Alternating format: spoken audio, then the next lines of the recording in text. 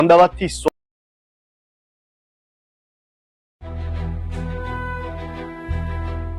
1950નો દાયકો. 11 વર્ષનો આસુમલ પિતાનું અવસાન.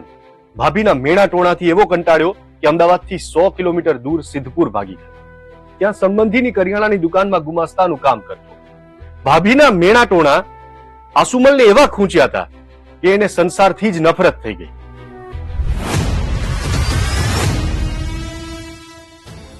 ઓ આસુમલ, દુકાનમાં ગ્રાહકો રાહ જુએ છે ને તું આ શું નાટક કરીને બેઠો છે?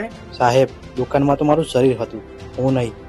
આ મંદિરમાં જ આસુમલ સંસ્કૃત શીખ્યો, કલાકો સુધી ધ્યાન ધરતા શીખ્યો. 1958-59માં તે મહેસાણાના વિજાપુર જતો રહ્યો, જ્યાં સંબંધીની ચાની ટપરી પર ચા વેચતો. તહેલકા મેગેઝિનનો એક આર્ટિકલ કહે છે કે ચાની એ ટપરી તો માત્ર દેખાડો હતી. તેનો સંબંધી અને ટીનેજર આસુમલ ટપરીની આડમાં દારૂ વેચતા.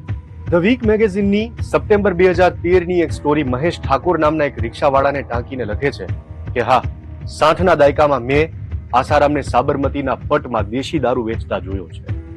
આઈપીએસ ઓફિસર અજયપાલ લાંબાની book gunning for the godman કહે છે કે 1960ના દાયકામાં આસારામે 4 વ્યક્તિ સાથે પાર્ટનરશિપ કરીને દારૂનો ધંધો કર્યો હતો અને એમાં સારી એવી કમાણી કરી હતી.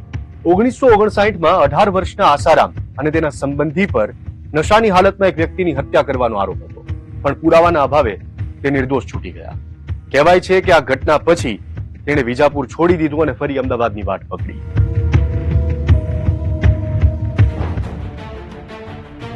આસુ, બહુ રખડપટ્ટી કરી તે.